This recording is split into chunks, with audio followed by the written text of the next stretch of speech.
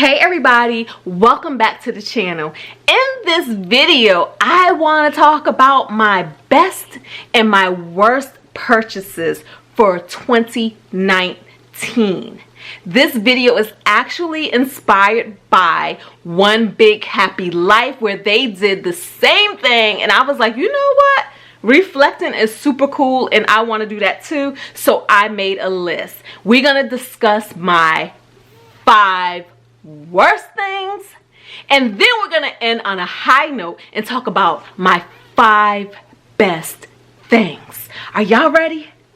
I'm ready. Let's talk about it. Oh, before we keep going, don't forget to thumbs up. And I say that because I know sometimes I watch videos and I forget. Subscribe if you are so inclined, and leave a comment at any point during this video if you want to discuss anything, or if you want to share with us some of your best and some of your worst purchases of 2019. All right? So, with the worst purchases, we're going to talk about the thing that I spent the least on, all the way up to the thing that I spent the most money on. Thing number 1, I spent $250 on a home warranty for my rental property. Now, that's not what I spent in full. That's just what I spent in 2019 before I finally canceled them. This is with Sears Home Warranty, in case you were wondering, and they were absolutely a complete waste of my time, and they just did not work. I ended up having items that were broke and were covered under warranty, but I got such a runaround from them. And because, for instance, one of the items was a refrigerator, because my tenant needed a refrigerator and putting it off for months and months and months trying to chase a warranty, I ended up having to go out of my own pocket and purchasing a refrigerator. Okay, so yes, I'm not a believer in warranties.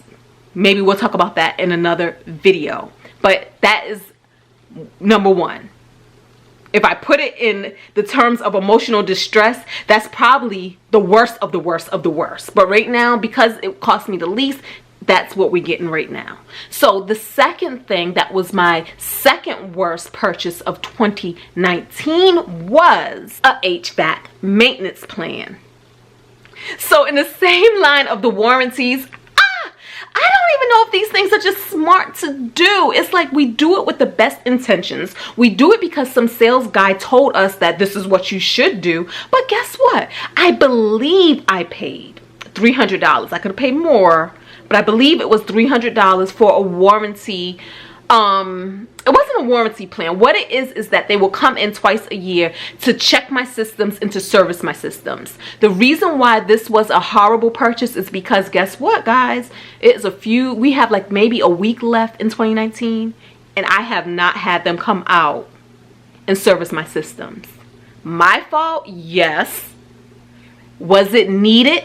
No. That's the whole point. Whether I had them come out or not, I didn't need them to come out. Second worst purchase.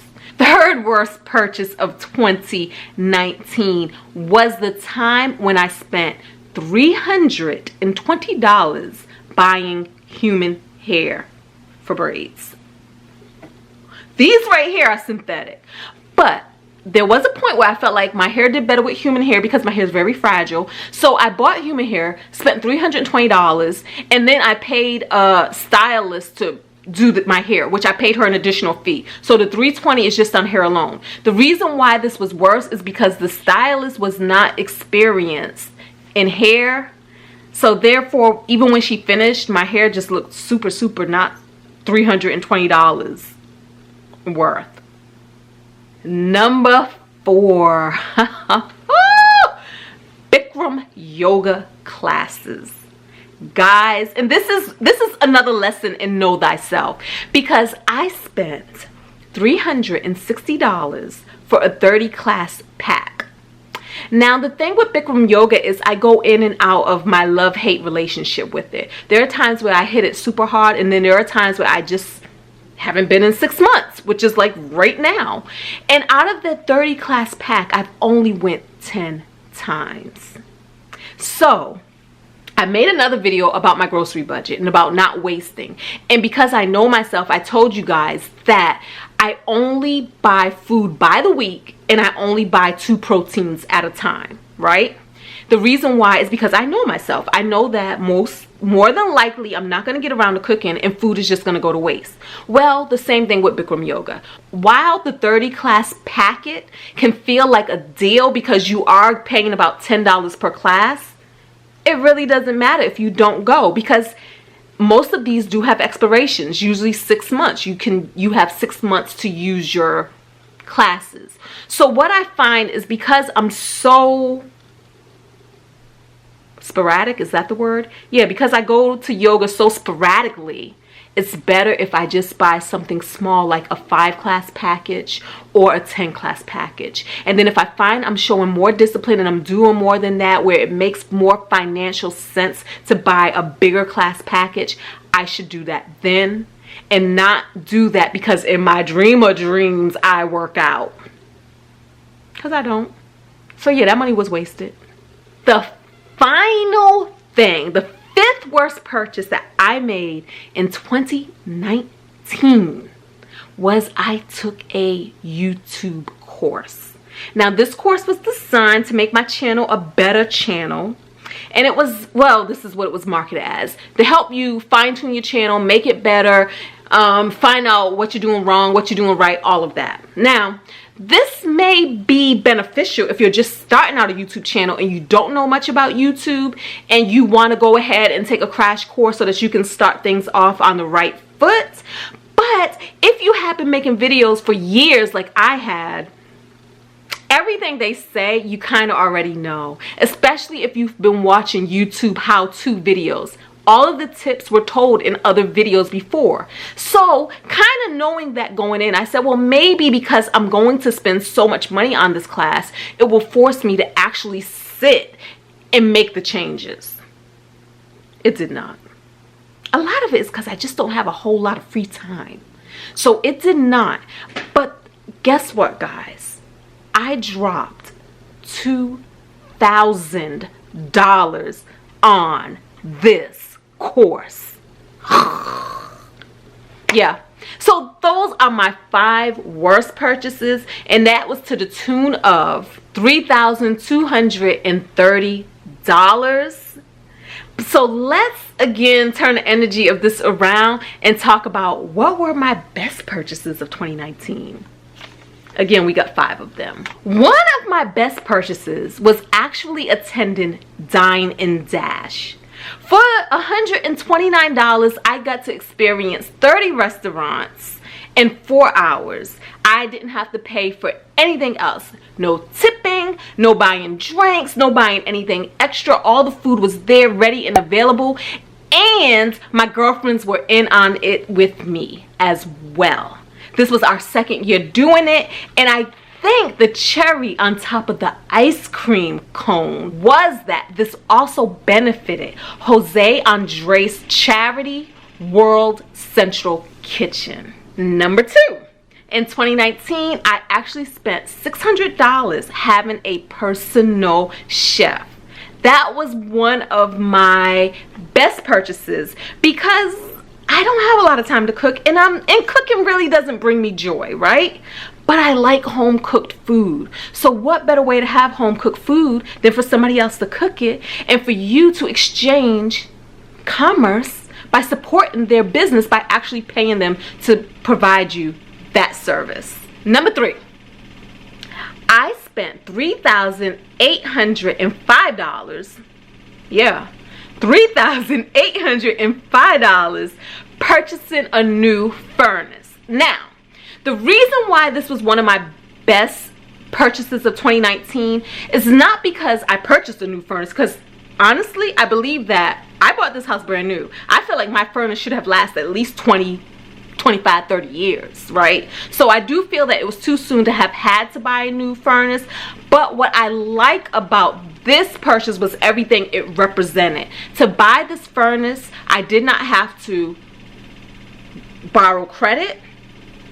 I did not have to finance it in any ways, and I did not even have to go into my emergency fund to fund it. I was able to buy this within the money that I bought in that month. And so that was a huge symbol to me, a milestone. Like, who can make a $4,000 purchase out of their own monthly income. I mean, guys, I come from very, very, very humble beginnings. I mean, times where I probably told you guys this story before, but I remember I got a scholarship to go to camp one year.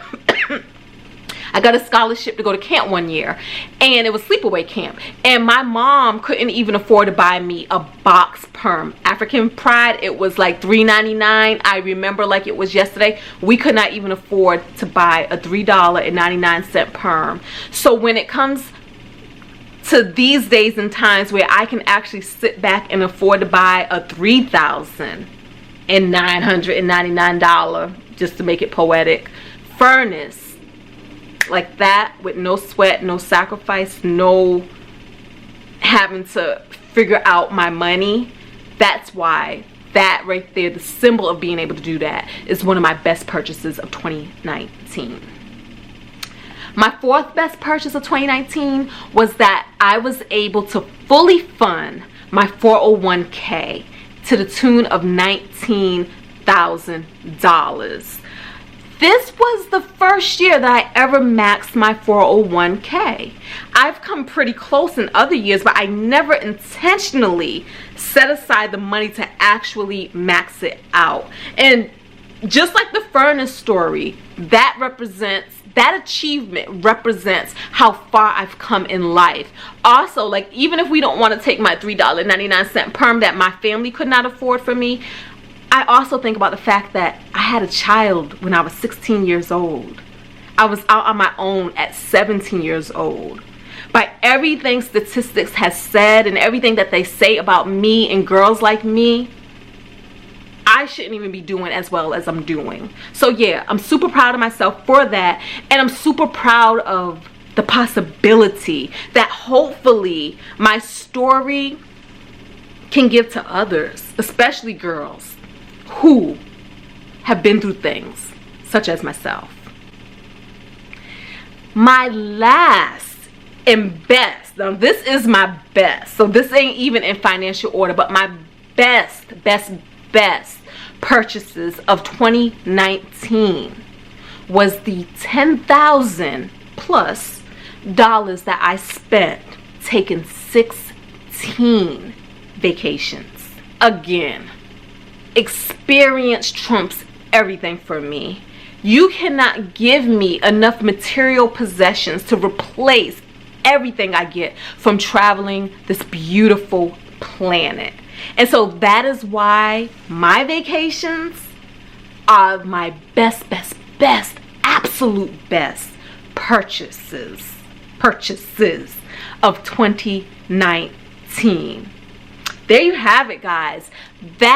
Those are my worst and my best purchases of the year. Leave in a comment, what are some of your best and what are some of your worst purchases in 2019?